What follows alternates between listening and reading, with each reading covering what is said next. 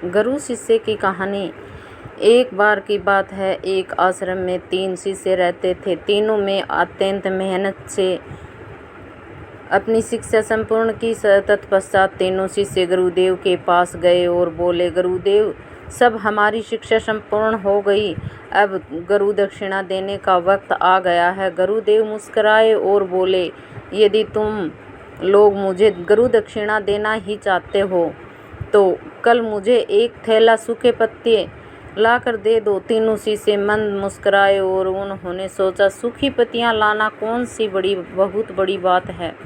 अगली सुबह तीनों शिष्य पास के जंगल में दक्षिणा हेतु सूखे पत्ते एकत्रित करने के लिए गए, परंतु उन्हें यह देखकर आश्चर्य हुआ कि जंगल में सिर्फ एक मुट्ठी सूखे पत्ते बचे हुए थे। यह देखकर ये तीनों बहुत अधिक परेशान हो गए। उन्होंने सोचा, अब गुरुदेव को दक्षिणा कैसे। तभी सामने जाए से एक किसान आता हुआ दिखाई देता है, जिसने एक थैले में ढेर सारे सूखे पत्ते लिए हुए थे। उन्होंने उस किसान से आग्रह किया, भाई, हमें भी थोड़े सूखे पत्ते दे दो, हमें इसकी अत्यंत आवश्यकता है।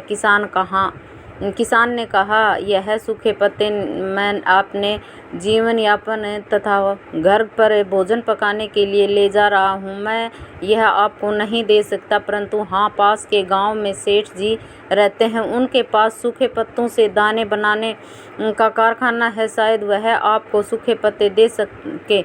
वे तीनों सेठ जी के पास गए और उनसे सूखे पत्ते देने के लिए आग्रह किया, परंतु सेठ जी ने कहा कि मैं आपको सूखे पत्ते नहीं दे सकता, क्योंकि इनके मुझे आपसे अधिक ज़्यादा आवश्यकता है। मैं इन्हें सूखे पत्तों से अपना कारोबार चलाता हूँ, मुझे क्षमा करें। वे तीनों शिष्य अत्यंत परेशान हो गए।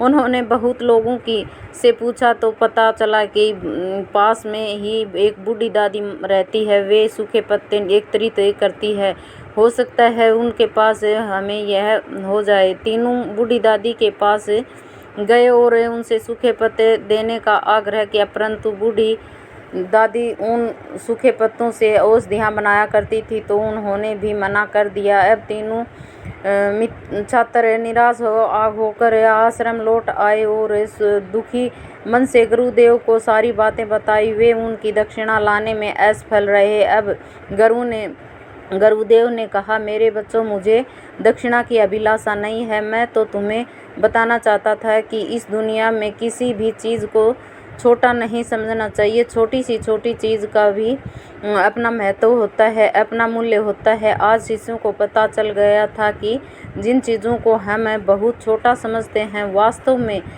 उनका भी अपना एक स्थान होता है।